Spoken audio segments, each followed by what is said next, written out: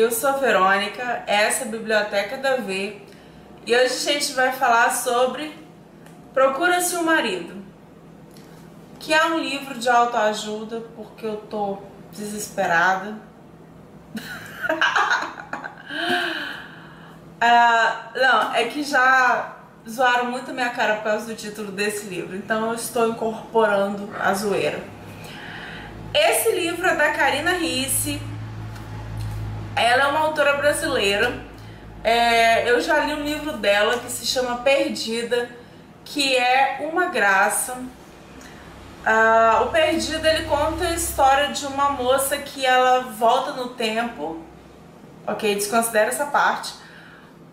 Mas ela volta no tempo e aí ela vai viver um romance há um tempo atrás, aí na história do Brasil, eu não lembro mais o ano que foi, era 1800 alguma coisa, não me lembro.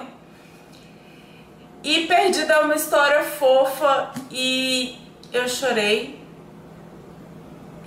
Não é muito comum eu chorar lendo romance, não é muito comum eu chorar lendo livros de um modo geral, mas romances geralmente não me emocionam muito.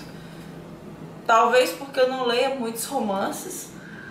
Mas enfim, se você já leu Perdida, foi aquele momento em que ela chega na casa e que ela vai ver uns quadros feitos por uma determinada pessoa e eu senti a dor da pessoa e eu desabei. Mas se você não leu Perdida, é um livro muito gostosinho de ler. Eu tenho ele ainda, mas ele tá emprestado. Vou ver se eu acho a capa para colocar para vocês verem. Sendo feito um roteiro para filme e tem continuação, embora eu acho que ele não peça continuação. Você pode ler ele sozinho, que a história em si se basta tranquilamente. Mas então ela lançou depois também Procura-se um Marido. Comparando com o Perdida, eu notei um avanço no início do livro. Logo no início do Perdida eu achei um pouco forçado algumas coisas na forma da protagonista falar. Se não me engano, era Sofia o nome dela. O jeito dela falar gírias eu achei um pouco forçado na época, eu me lembro que eu tive essa impressão, mas depois a história fluiu. Nesse aqui eu não senti esse estranhamento no início, eu achei que ela avançou nisso daí. Procura-se um Marido vai contar a história da Alicia. A Alicia é uma garota dessas que adora curtir a vida. Ela adora festa, ela adora ir pra balada, voltar de madrugada. E a Alicia, ela não tem os pais vivos mais. Ela mora com o avô. E ele é dono de um patrimônio assim incalculável e a única família dela. Ela é uma garota criada, né, em berço de ouro, sim, mas ela é louca pelo avô. Mas aí, num dado momento, no início do livro, o avô morre e deixa para ela um testamento que é um presente de grego. Ele meio que exclui a Alicia do testamento porque ele acha ela muito irresponsável. Nisso não é novidade, ele já falou várias vezes que ela precisava tomar juízo, etc e tal. E por aí vai, aquela conversa toda. Mas o que deixa ela embasbacada é isso de ele excluí-la do testamento. Não totalmente, ele diz que ela só pode participar do testamento se ela vier se casar, porque ele a considera muito imatura. Ela tem 20 e poucos anos, pouquinhos mesmo, 22, 23, alguma coisa assim, não me lembro exatamente a idade dela. E ela não quer, imagina, Deus me livre, ela não quer se casar, ela acha absurdo esse tipo de exigência, ela sente o mundo dela ruir, porque ela começa a se ver numa situação que ela vai ter que trabalhar. Tem vários detalhes das normas do testamento, se ela tem que trabalhar, se ela não tem, quando ela tem que casar, quando não tem, enfim, tem vários detalhes pormenores que eu não vou entrar aqui. Mas então, o que você imagina que vai acontecer pelo título do livro? Ela acha que o jeito dela conseguir recuperar a herança dela é se casando, então ela vai colocar um anúncio para procurar um pretendente que tope burlar isso aí junto com ela.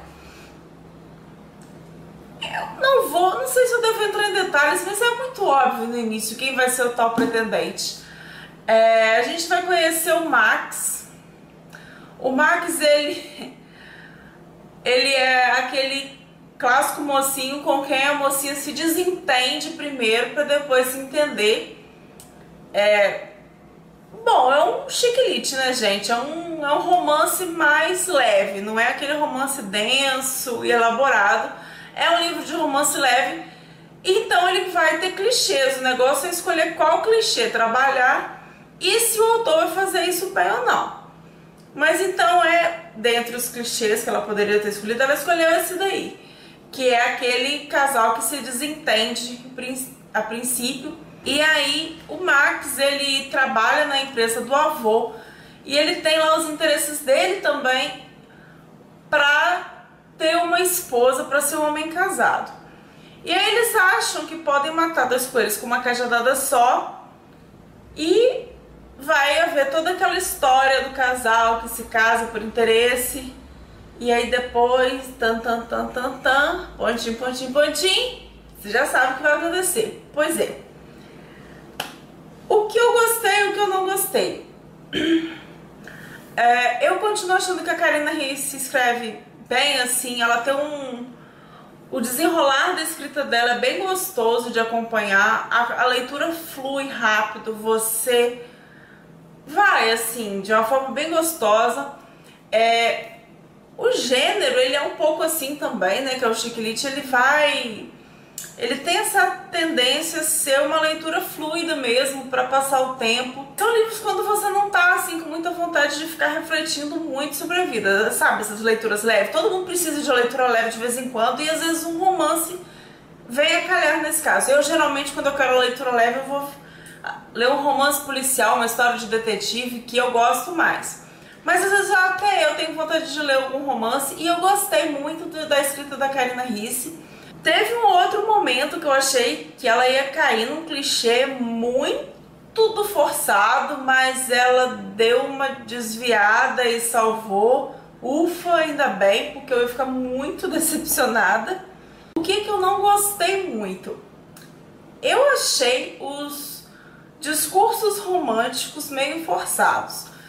Tem umas declarações de amor aqui do Max que eu achei longas e muito românticas, que não condizia. Geralmente o homem não se estende tanto para falar que ama alguém, de um modo geral, é claro, mas também não parecia tão condizente assim com a personalidade dele que a autora traçou. Então eu achei um pouco exagerado e forçado isso no final. Mas eu acho que quem gosta muito de romance gosta dessas coisas, né? Eu não tenho muita certeza. Não é um gênero que eu costumo ler demais. É um ou outro só, então eu não sei se isso é comum. Nesse caso aqui, eu não me lembro se no Perdida tem isso. Mas caso tenha tido, eu não me lembro disso no final, mas caso tenha tido, no Perdido isso fazia sentido. Porque o Ian era um homem de um outro século, de um outro tempo. Ele tinha uma forma de se expressar e de falar com a mulher amada, no caso, totalmente diferente de um alto executivo, como o Max é aqui. Então, assim, não coube, eu achei. No final, algumas coisas achei exagerado nessa questão. Mas o que no Perdida, que eu não me lembro se houve, caberia. Então eu não achei estranho. Eu não sei se eu gostei mais do Perdida ou desse. O Perdida me comoveu, me mexeu comigo, e sem que eu tenha achado que foi forçado aquilo lá. Mas é uma leitura muito gostosa, assim. A Karina Ricci, ela tem uma escrita fluida, que você vai, é gostoso de ler os livros dela. Os mocinhos, principalmente, são uma graça, você se encanta com eles. E tá aí. É um romancezinho leve, gostosinho de ler, que eu recomendo. Procura-se o marido. E se você gostou da dica, se você gostou do vídeo, curte lá, se inscreve no canal para saber sempre que tiver vídeo novo. E até a próxima!